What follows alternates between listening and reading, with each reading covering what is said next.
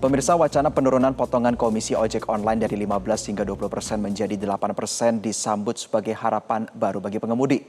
Namun di balik itu muncul kekhawatiran akan dampak lanjutan mulai dari potensi kenaikan tarif hingga ancaman berkurangnya jumlah penumpang. Untuk mengetahui informasi selengkapnya berikut liputan jurnalis Metro TV Adinda Vinka dan juru kamera Muhammad Zuhal dalam segmen Warga Bicara.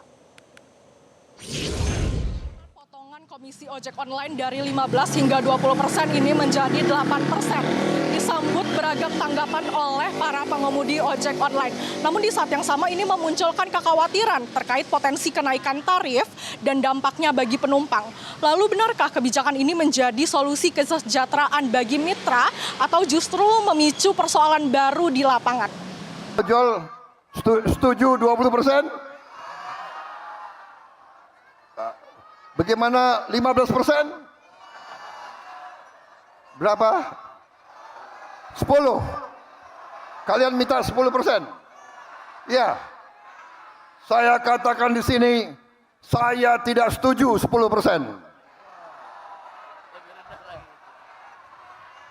Harus di bawah 10%.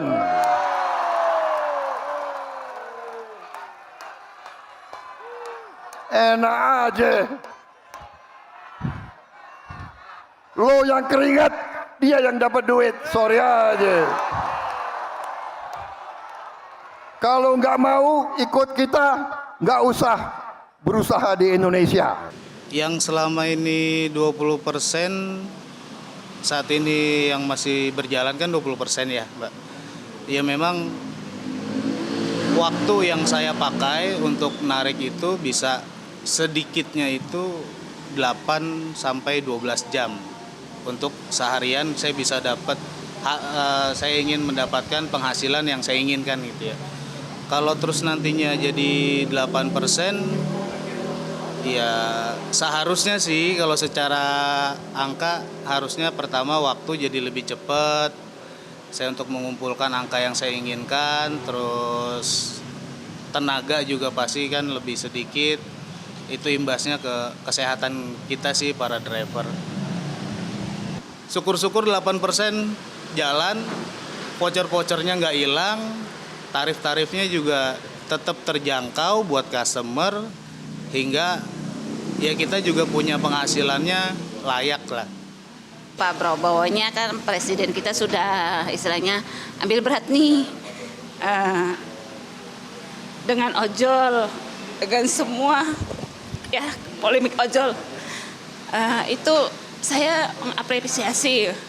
Cuman kalau ngomong 8% kayaknya untuk hari ini, karena itu baru kemarin kan, belum ada ininya. Cuman kalau untuk pemerintah sudah mulai ini, saya ini sih apresiasi. Kalau customer nanti merasa kemahalan dari tarif, itu menguntungkan untuk driver. Berarti pendapatan driver akan lebih banyak gitu. Cuman kan banyak benefit-benefit lain yang tidak bisa kita dapatkan dari seperti promo berapa persennya, kayak oli, kayak beli ban, apa segala macam itu nggak ada. Aplikator dengan 10% aja mereka 10 rugi. Kalau saya pribadi saya berharap tetap di 20% seperti kesepakatan dulu. Karena kan 15% itu untuk aplikator, 5% itu untuk pemerintah, untuk kita, untuk driver kan. Nah, tetap di 20%, tapi untuk program aplikator yang berbayar jangan dikenakan kepada driver, karena itulah yang membuat pendapatannya lebih income yang didapatkan oleh driver itu lebih kurang. Karena yang 20%, 15% itu kan untuk aplikator. Udah perjanjian dari awal seperti itu. Sebenarnya kalau di situ aja diperbaikin dan kebijakan dari aplikator itu lebih diperbaikin lagi, yang seperti promo berbayar itu dihapuskan, itu akan lebih baik lagi untuk kita driver. Ya pemirsa, memang penurunan komisi menjadi 8% ini memang membawa harapan bagi pengemudi untuk bisa berpenghasilan yang lebih baik. Namun keseimbangan tarif antara jumlah penumpang dan keberlangsungan aplikator ini tetap menjadi tantangan. Diperlukan kebijakan yang adil agar seluruh pihak dalam ekosistem ojek online ini dapat tetap bertahan. Dari Jakarta, Adinda Vinka, M. Suhal, Metro TV. Jelajahi cara baru mendapatkan informasi. Download Metro TV Extend sekarang.